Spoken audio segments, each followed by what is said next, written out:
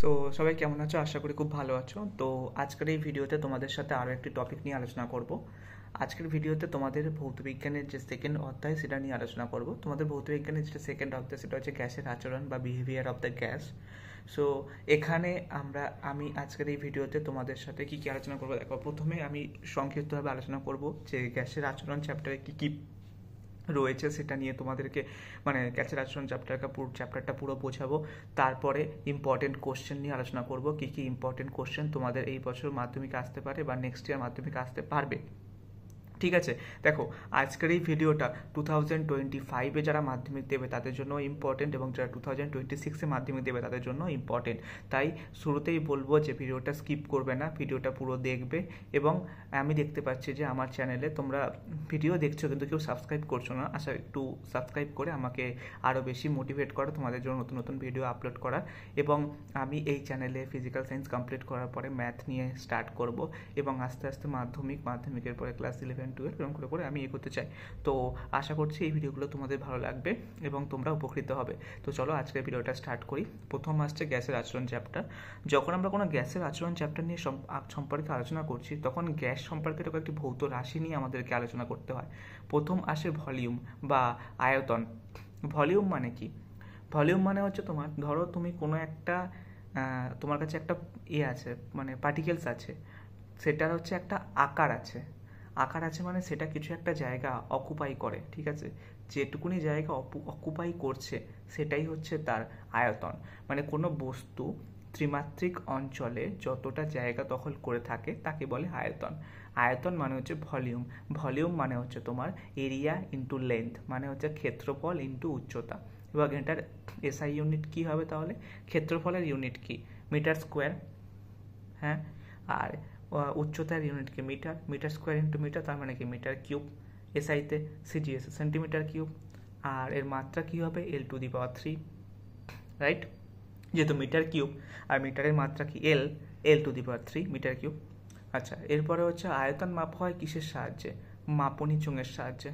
ঠিক আছে, আয়তন মাপা হয় মাপনী চোঙের সাহায্যে। অ্যাকচুয়ালি কী হয়, গ্যাসের অণুগুলো অনেক দূরে অবস্থান করে বলে এদের মধ্যে দুর্বল আকর্ষণ বল কাজ করে। তাই গ্যাসকে যে পাত্রে রাখা হয় সেই পাত্রের আকার ধারণ করে, অর্থাৎ গ্যাসের আয়তন ও পাত্রের আয়তন সমান হয়। অবশ্য এই ক্ষেত্রে গ্যাসের অণুগুলি আয়তনকে নগণ্য ধরা হয়, ঠিক আছে?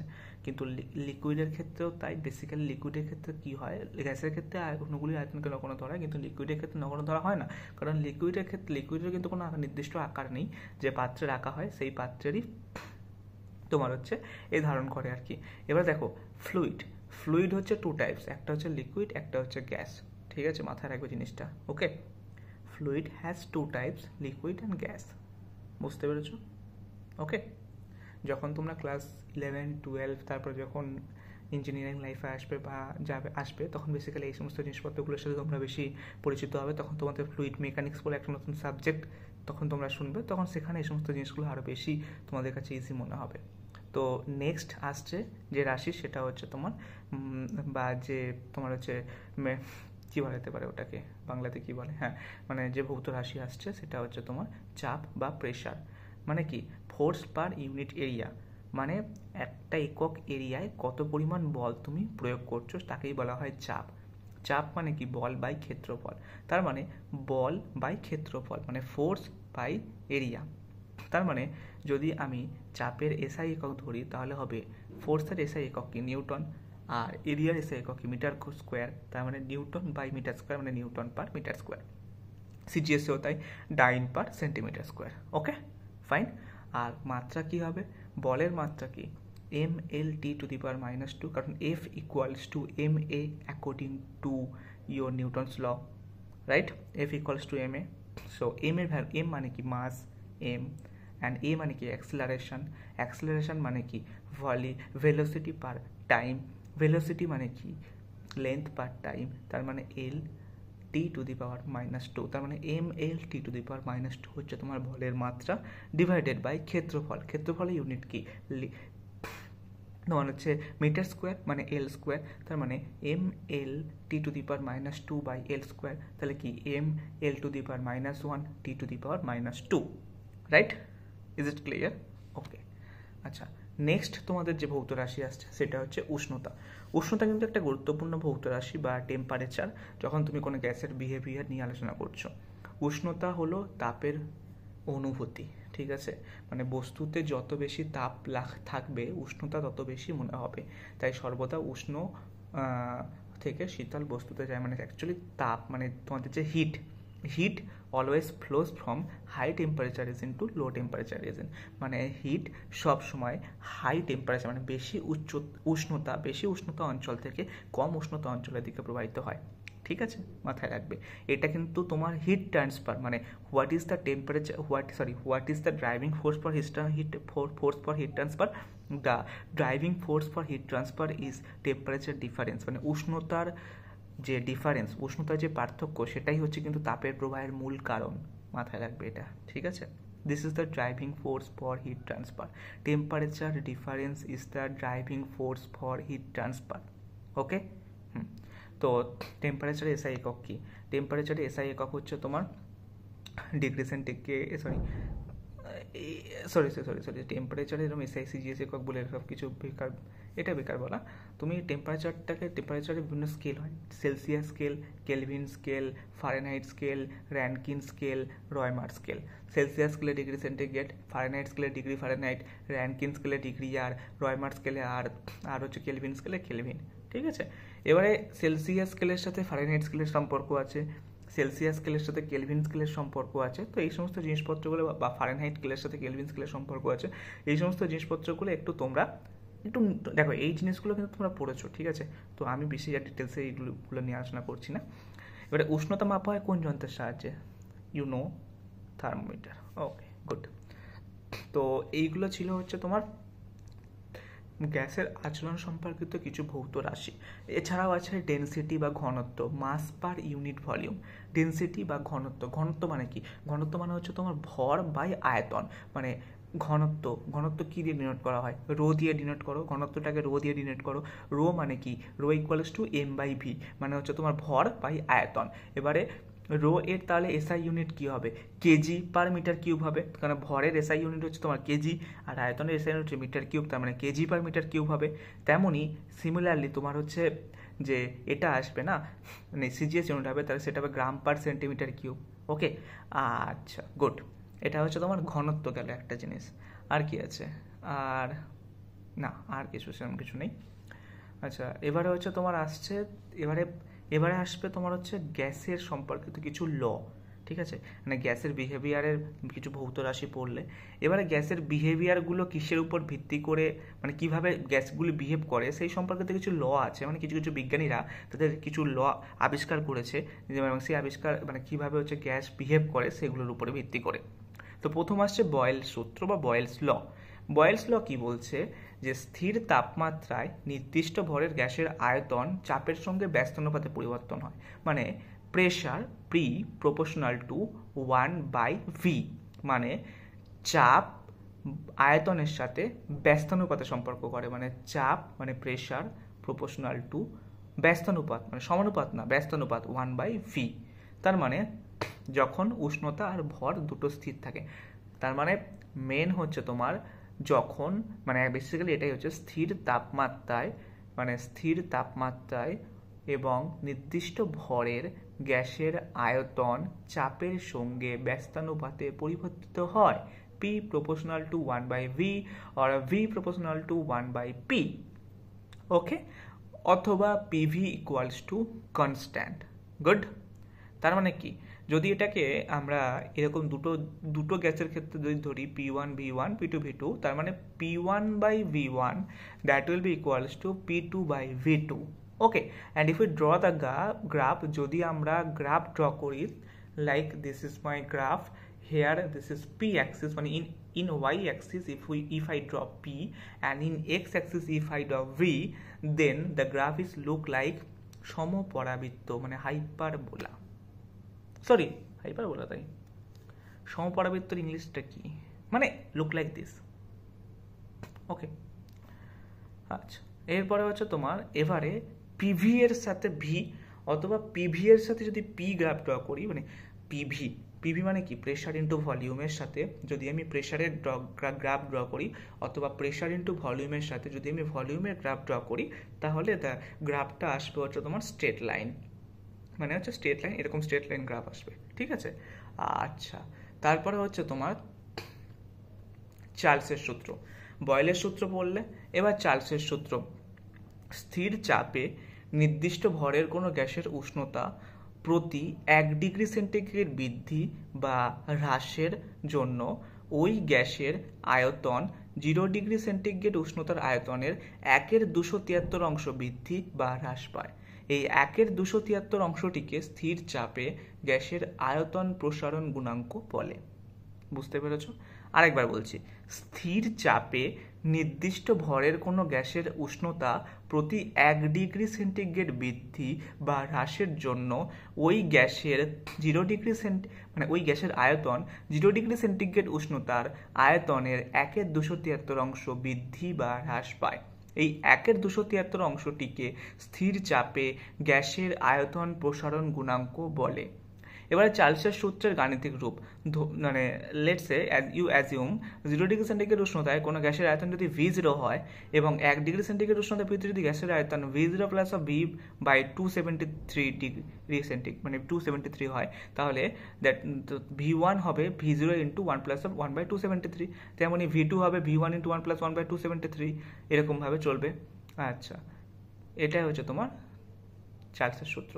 মানে চার্লসের সূত্র বেসিক্যালি কি বলছে, স্থির চাপে নির্দিষ্ট ভরের কোনো গ্যাসের উষ্ণতা প্রতি 1 ডিগ্রি সেন্টিগ্রেড বৃদ্ধি বা হ্রাসের জন্য ওই গ্যাসের আয়তন 0 ডিগ্রি সেন্টিগ্রেড উষ্ণতায় আয়তনের 1/273 অংশ বৃদ্ধি বা হ্রাস পায়। এটাই হচ্ছে তোমার চার্লসের সূত্র। ওকে, গুড।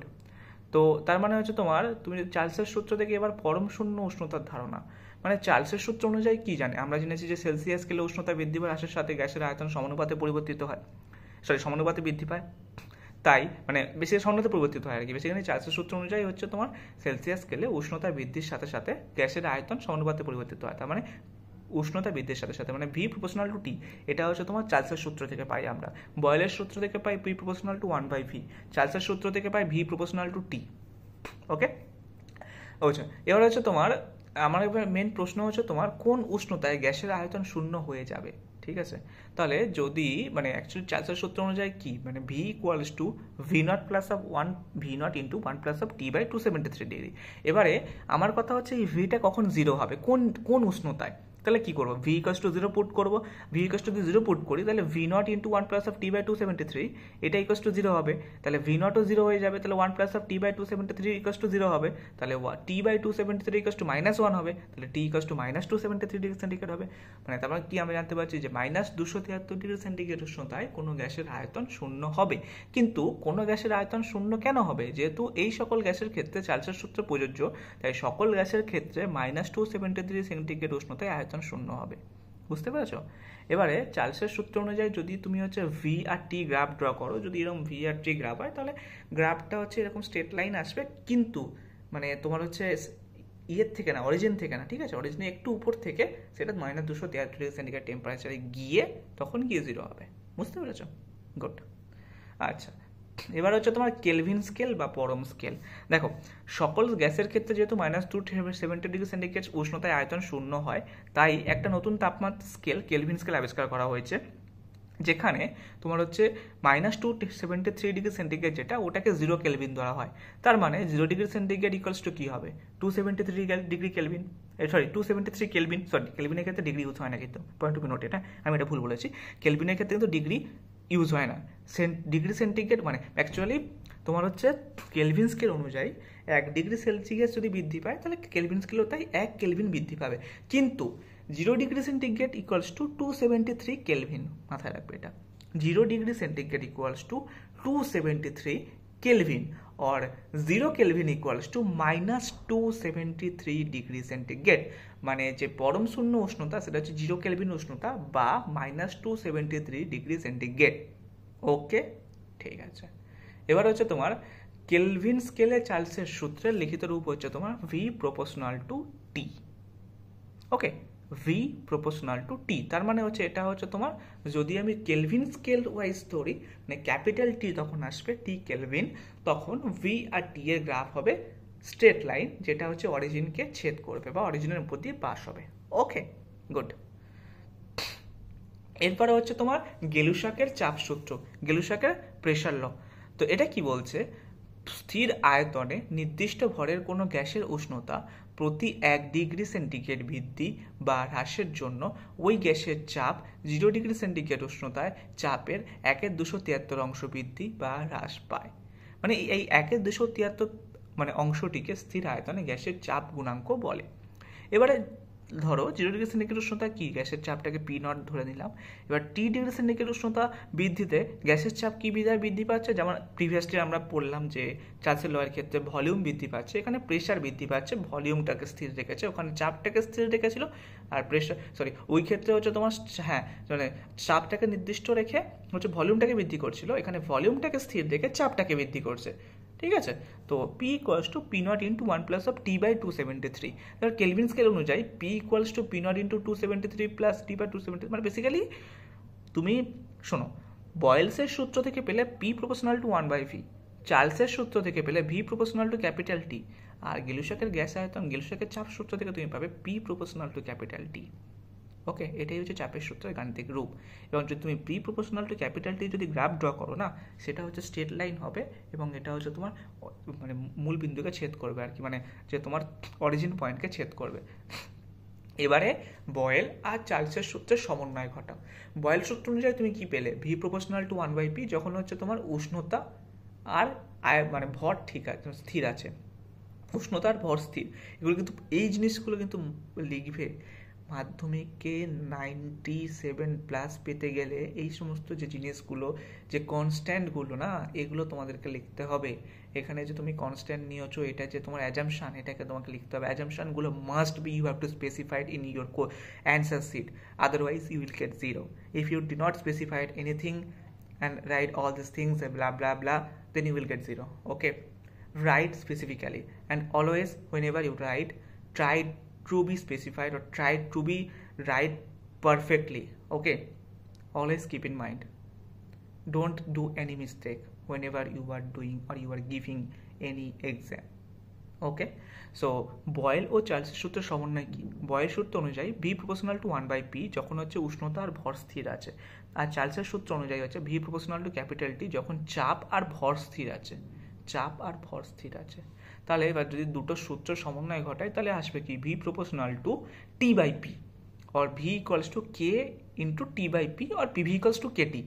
এবারে যদি PV equals to KT আসছে, এবারে অ্যাভোগাড্রোয়ের প্রকল্প, অ্যাভোগাড্রোয়ের প্রকল্প কি, সমান চাপ ও উষ্ণতায় সম আয়তনের সকল গ্যাসে সমান সংখ্যক অণু থাকে। মানে বেসিক্যালি এটা বলতে চাইছে যে সমান চাপ এবং সমান উষ্ণতায় সম আয়তনের সকল গ্যাসের সমান সংখ্যক অণু বর্তমান, মানে V proportional to N. N মানে কি, মোল, মোল স্মল এন, মোল সংখ্যা, মানে কত সংখ্যক অণু বর্তমান, মোল সংখ্যা, মানে ভি প্রপোর্শনাল টু এন। এটাই হচ্ছে তোমার অ্যাভোগাড্রোর প্রকল্পের গাণিতিক রূপ। ওকে, মানে অ্যাভোগাড্রোর সূত্রের গাণিতিক রূপ। তার মানে কি বলছে, অ্যাভোগাড্রো প্রকল্প অনুযায়ী যদি দুটি সমান আয়তনের পাত্রে সমান চাপ ও উষ্ণতার দুটি পৃথক গ্যাস নেওয়া হয় এবং তাদের ভর আলাদা হলেও তাদের অণুর সংখ্যা সমান হবে, এবং অণুর সংখ্যা বৃদ্ধি পাওয়া মানে মোল সংখ্যা বৃদ্ধি পাওয়া। আর গ্যাসের চাপ ও উষ্ণতা একই রেখে যদি আয়তন বৃদ্ধি করা হয় তাহলে মানে কোনো সংখ্যাও বৃদ্ধি পাবে, তাহলে হচ্ছে তোমার মোল সংখ্যা যেটা সেটাও বৃদ্ধি পাবে। তাহলে বেসিক্যালি কি, ভি প্রপোর্শনাল টু এন, বুঝতে পারলে? এটা হচ্ছে তোমার অ্যাভোগাড্রোর সংখ্যা। এবারে কি, এবারে হচ্ছে তোমার আইডিয়াল গ্যাস ইকুয়েশন বার করবো, মানে আদর্শ গ্যাসের সমীকরণ বার করবো। ঠিক আছে, আদর্শ গ্যাসের সমীকরণটা কি, মানে ইকুয়েশনটা কি, what is the equation of ideal gas. Okay, তাহলে কি, এবার এখানে হচ্ছে আমি তো কি করবো, তিনটে সূত্রের সমন্বয় ঘটাবো, বয়েলের সূত্র, চার্লসের সূত্র আর অ্যাভোগাড্রোর সূত্র। তিনটে সূত্রের সমন্বয় ঘটিয়ে আমার যে ইকুয়েশনটা আসবে সেটাই হবে হচ্ছে আমার আদর্শ গ্যাস ইকুয়েশন, মানে আদর্শ গ্যাসের ইকুয়েশন বা আদর্শ গ্যাসের সূত্র। ঠিক আছে, তাহলে বয়েলের সূত্র অনুযায়ী কি, পি প্রপোর্শনাল টু 1/V যখন হচ্ছে আমার উষ্ণতা এবং ভর স্থির আছে। চার্লসের সূত্র অনুযায়ী কি, ভি প্রপোর্শনাল টু টি যখন আমার চাপ এবং ভর স্থির আছে। আর অ্যাভোগাড্রোর সূত্র অনুযায়ী কি, ভি প্রপোর্শনাল টু এন যখন আমার চাপ এবং উষ্ণতা স্থির আছে।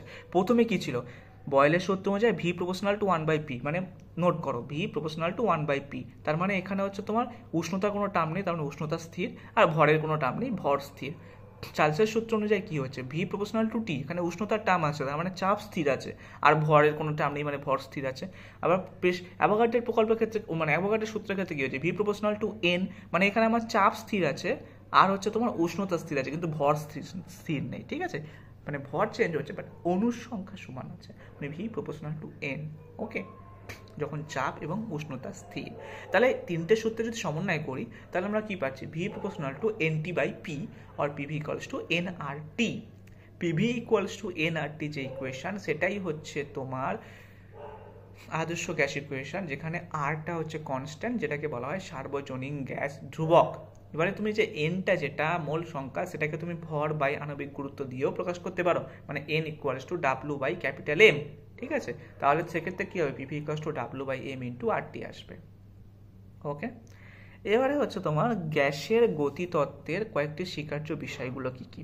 প্রথম হচ্ছে তোমার গ্যাসের অণুগুলো অতি ক্ষুদ্র বিন্দু ঘরের ন্যায়, ঠিক আছে, আচরণ করবে এবং অণুগুলোর মোট আয়তন পাত্রের আয়তনের তুলনায় নগণ্য হবে। মানে গ্যাসের গতীয় তত্ত্বে কিছু স্বীকার্য বিষয় আছে, ফার্স্ট বিষয় এটা। সেকেন্ড, গ্যাসের অণুর বেগ 0 থেকে অসীম পর্যন্ত হতে পারে।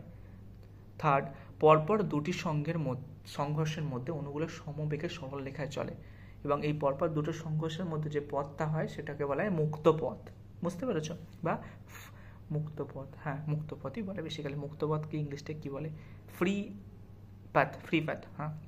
আচ্ছা, এবার হচ্ছে তোমার গ্যাসের অণু নিজেদের মধ্যে এবং পাত্রের দেওয়ালের সঙ্গে স্থিতিস্থাপক সংঘর্ষ ঘটায়। তারপরে হচ্ছে গ্যাসের অণু নিজেদের মধ্যে কোনো রকম আকর্ষণ বল থাকে না। এগুলো হচ্ছে তোমার গ্যাসের গতীয় তত্ত্বের স্বীকার্য বিষয়। এরপরে আসছে ব্যাপন বা ডিফিউশন।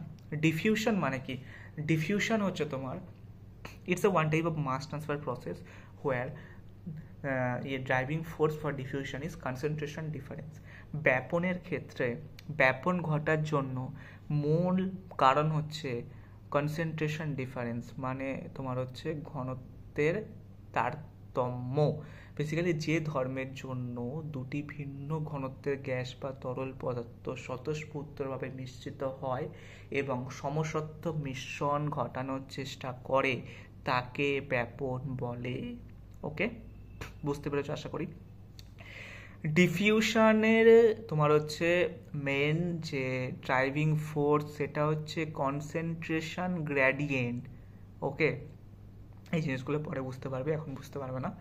এবারে তোমার হচ্ছে এক্সাম্পল কি, ঘরের মধ্যে যদি তুমি ধূপ জ্বালাও, ধূপের ধোঁয়াটা কিভাবে ছড়িয়ে পড়ছে, সেটা হচ্ছে ব্যাপনের ঘটনা, সেই ঘটনাটাকে ব্যাপন বলা হয়। মানে যে ধর্মের জন্য দুটো ভিন্ন ঘনত্বের গ্যাস বা তরল পদার্থ স্বতঃস্ফূর্তভাবে মিশ্রিত হয় এবং একটা সমসত্ব মিশ্রণ তৈরি করে, সেই ঘটনাকে বলা হয় ব্যাপন, বুঝতে পেরেছ। এবারে তোমার হচ্ছে গ্যাসের আদর্শ গ্যাসের আচরণ থেকে বাস্তব গ্যাসের বিচ্যুত হওয়ার কারণ কি। মানে আদর্শ গ্যাসের ক্ষেত্রে আমরা কি ধরি যে গ্যাসের অণুগুলোর আয়তন পাত্রের আয়তনের তুলনায় নগণ্য, কিন্তু যদি আমরা সূক্ষ্মভাবে বিচার করি তাহলে দেখা যায় যে অণুগুলোর আয়তন কিছুটা হলেও আছে, ঠিক আছে, অণুর আয়তন আছে। Okay, every atom has its specific volume. Okay, so তাই যখন গ্যাসের ঘনত্ব বেশি হয় তখন অণুগুলোর আয়তনকে উপেক্ষা করা যায় না, বুঝতে পেরেছো। এটা হচ্ছে একটা পয়েন্ট আদর্শ গ্যাস থেকে বাস্তব গ্যাসের বিচ্যুত হওয়ার কারণ। আর একটা হচ্ছে ধরো গ্যাসের গতিতত্ত্ব অনুযায়ী গ্যাসের অণুগুলো নিজেদের মধ্যে এবং পাত্রের দেওয়ালের সঙ্গে কোনো রকম আকর্ষণ বল অনুভব করে না, কিন্তু অণুগুলো নিজেদের মধ্যে এবং পাত্রের দেওয়ালের সঙ্গে সামান্য হলেও তড়িৎ আকর্ষণ বল অনুভব করে, যার জন্য গ্যাসের অণুগুলো পাত্রের দেওয়ালে কিছুটা কম চাপ প্রয়োগ করে, বুঝতে পেরেছো। বেসিক্যালি এটা হচ্ছে তোমাদের গ্যাসের যে ধর্ম বা গ্যাসের যে আচরণ, সেই চ্যাপ্টারে এই সমস্ত জিনিসপত্রগুলোই আছে।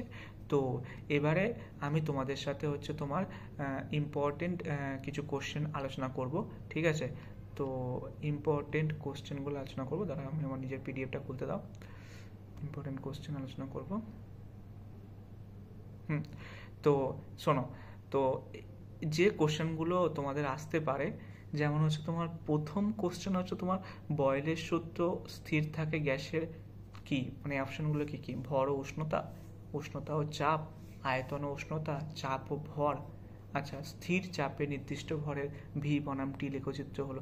আচ্ছা শোনো, আমি তোমাদেরকে না এই সমস্ত যে তুমি যে সংক্ষিপ্ত এমসিকিউ টাইপ কোশ্চেন তোমরা আরামসে করে নিতে পারবে। আমি একটা কাজ করব, আমি তোমাদের পিডিএফ বানিয়ে এই যে ভিডিওর লিঙ্কে আপলোড করে দেবো, ঠিক আছে, মানে এই ভিডিওর যে ডেসক্রিপশন বক্সে পিডিএফ বানিয়ে আপলোড করে দেবো। সেখান থেকে তোমরা পিডিএফটাকে ডাউনলোড করে নিয়ে তোমরা হচ্ছে মাধ্যমিকের যে কোন কোশ্চেনগুলো ইম্পর্টেন্ট সেই কোশ্চেনগুলো পড়তে পারো। আশা করছি তোমাদের মানে কাজে দেবে আর কি, ঠিক আছে। আর সব সময় বই থরলি বইটাকে পড়ো, কেননা দেখো 100 পেজের বই হবে, ঠিক আছে, তার বেশি বই মানে পেজের না। তো তোমাদের আমি জাস্ট এটাই বলবো যে বইটাকে ভালো করে পড়ো। আর আমি আজকে যে কনসেপ্টগুলো বললাম সেইগুলো ভালো করে নোট করো খাতায়। দেখো এখন আমি হোস্টেলে আছি, তো তাই জন্য আমি এখন তোমাদেরকে মুখে বলে বুঝিয়ে তোমাদেরকে করাচ্ছি। আমি যখন বাড়িতে যাব তখন আমি তোমাদেরকে এই করে মানে বোর্ডে লিখে সুন্দর করে বুঝিয়ে করিয়ে দেবো। আমি আবার হলেও ভিডিও আপলোড করবো এই সমস্ত টপিকের উপরে, ঠিক আছে, ডোন্ট ওয়ারি, চাপ নিও না। দেখো 2025 ব্যাচের জন্য বলছি, তোমরা এই ভিডিওগুলো ভালো করে দেখো, দেখতে নিজেদের মধ্যে নোট বানিয়ে নাও, নিয়ে দেখো এগুলো আমার এই ভিডিওটাকে তোমরা 2025 যারা ব্যাচ আমার এই ভিডিওটাকে তোমাদের রিভিশনের জন্য দেখো। আর 2026 যারা ব্যাচ আমার এই ভিডিওটাতে আমি যে কথাগুলো বলছি প্রত্যেকটা কথা খাতায় লেখো। আমার এই সমস্ত কথাগুলো না, যেগুলো টপিকগুলো পড়িয়েছি আমি প্রত্যেকটা খাতাতে লিখবে। দেখো আমি কিন্তু 2019 মাধ্যমিক পাস করে এসেছি, তাই আমার অভিজ্ঞতা হয়েছে এবং আমি যথেষ্ট ভালো নাম্বার পেয়ে মাধ্যমিক পাস করেছি, ঠিক আছে, 630+ পেয়ে মাধ্যমিক পাস করেছি।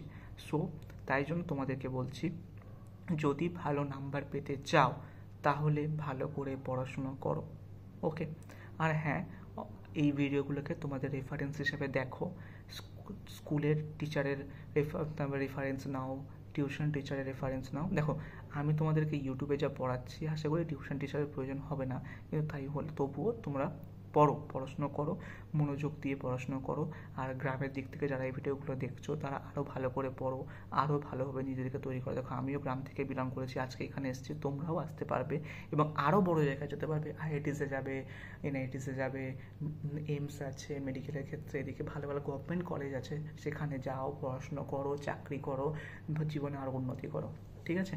তো আজকে ভিডিওটা আমি এখানে শেষ করছি, দেখা করছি তোমাদের সাথে অন্য ভিডিওতে এবং অন্য কোনো টপিক মানে এই পরের চ্যাপ্টার নিয়ে, এই ভৌতবিজ্ঞানের পরের চ্যাপ্টার নিয়ে আলোচনা করব। এবং আশা করছি ভৌতবিজ্ঞানের পরের চ্যাপ্টার নিয়ে আলোচনা করার আগে আরও একটা ভিডিও আপলোড করব যে গ্যাসের যে আচরণ, এটার ইম্পর্টেন্ট কোশ্চেন কী কী আসতে পারে সেগুলো নিয়ে। তো দেখা হচ্ছে সেই ভিডিওতে, ততক্ষণের জন্য ভালো থেকো, টাটা।